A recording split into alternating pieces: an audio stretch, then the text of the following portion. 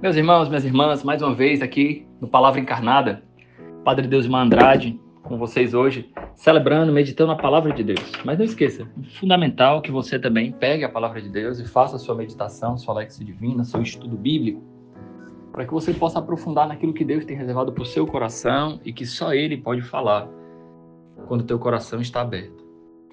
O Senhor esteja convosco, Ele está no meio de nós. Proclamação do Evangelho de Jesus Cristo, segundo Mateus. Glória a vós, Senhor. Naquele tempo disse Jesus aos seus discípulos: Felizes sois vós, porque vossos olhos veem e os vossos ouvidos ouvem. Em verdade vos digo, muitos profetas e justos desejaram ver o que vedes e não viram. Desejaram ouvir o que ouvis e não ouviram. Palavra da salvação, glória a vós, Senhor. Meus irmãos, o evangelho de hoje curto, de fato, mas com uma profundidade muito grande. Em poucas palavras, Jesus deixa entrever várias coisas importantíssimas para a nossa meditação. O evangelho de hoje provavelmente foi escolhido por ser o dia de São Joaquim e Santa Ana, que são os avós maternos de Jesus, ou seja, o pai e a mãe da Virgem Maria. Existe uma devoção muito antiga, a Santa Ana, né? Nossa Senhora de Santana, Nossa Senhora pequena, aos pés da sua mãe, Santa Ana, que nós não temos acesso a isso através da palavra de Deus. Assim, a Bíblia não fala nada sobre os avós de Jesus, é só a tradição da igreja. Mas a tradição ensina que São Joaquim e Santa Ana conceberam a Virgem Maria também já na velhice e que desde nova ela foi consagrada ao serviço de Deus no templo sagrado. Então, no contexto do evangelho de hoje, felizes sois vós, porque os vossos olhos veem e vossos ouvidos ouvem. Nós não temos como saber, já falei porque a palavra de Deus não fala, se São Joaquim e Santa Ana estavam vivos quando Jesus nasceu, né? Eles viram o mistério acontecer já na sua vida, através de uma concepção na idade adulta, quando idosos, uma concepção milagrosa, e eles viram a aurora da justiça, né? Se Jesus ele é o sol da justiça, como diz o canto do Benedictus, proclamado por Zacarias, no capítulo 1 do Evangelho de Lucas, se Jesus é o sol da justiça que nasce, a Virgem Maria é a aurora, ou seja, aqueles primeiros raios que vêm antes do sol da justiça nascer. Então eles viram, e os ouvidos deles ouviram a história, o começo da história da salvação, e por isso eles são felizes. Mas no contexto imediato da fala de Jesus, Jesus mostra o quanto as pessoas que veem Jesus e provam da graça advinda de Jesus são felizes, porque eles ouvem e veem a graça de Deus com os próprios olhos, a tal ponto de nós vermos que o encontro com Jesus sempre foi um encontro marcado pela alegria. Quantas pessoas curadas saíram louvando a Deus? Quantas pessoas glorificavam a Deus após o encontro com Jesus Cristo? Felizes sois vós, porque os vossos olhos viram, os vossos ouvidos ouvem.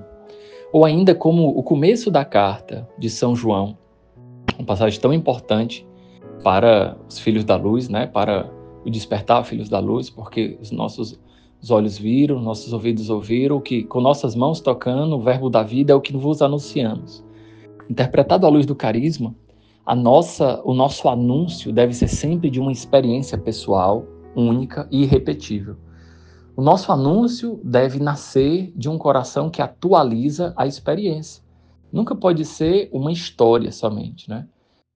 O desenvolvimento de um carisma não é um contar de uma história, não é simplesmente uma narrativa de uma história, né? Que aconteceu, mas que ficou no passado. Não. Felizes os olhos que veem e os ouvidos que ouvem, ou seja, uma experiência atualizada. No contexto imediato, Jesus mostra que os profetas, os justos, anunciaram uma esperança futura.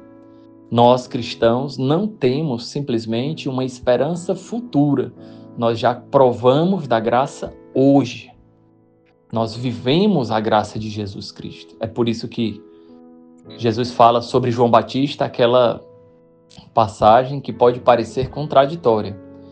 João é o maior nascido de mulher, porém é o menor no reino dos céus.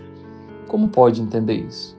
É o maior porque, como profeta, ele não só anunciou uma realidade que viria, mas ele viu, Felizes os olhos que veem e os ouvidos que ouvem. Ele viu, ele apontou o Cordeiro de Deus. Mas ele é o menor por quê? Porque ele ainda não viveu a plenitude da graça que Deus tinha reservado por Jesus Cristo. Ele não viu a plenitude da salvação realizada na cruz e ressurreição. Portanto, ele ainda é o menor, porque ele ainda não viu tudo se realizar, compreendem? Porém, além disso, existe uma outra possível interpretação dessa passagem, num contexto profético, que é anunciado pelo próprio Senhor. Porque ele diz: em verdade vos digo que muitos profetas e justos desejaram ver o que vedes, e não viram. Desejaram ouvir o que ouvis, e não ouviram.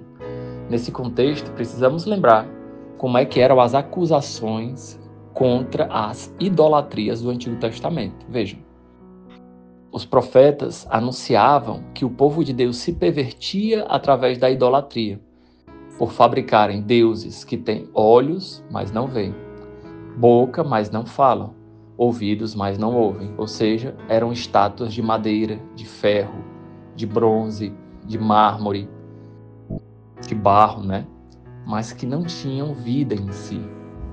Jesus mostra que o homem, enquanto imagem e semelhança de Deus, não foi feito para amar, adorar os ídolos, mas foi feito para ver e glorificar a glória de Deus e, portanto, transparecer a imagem de Deus no mundo de hoje.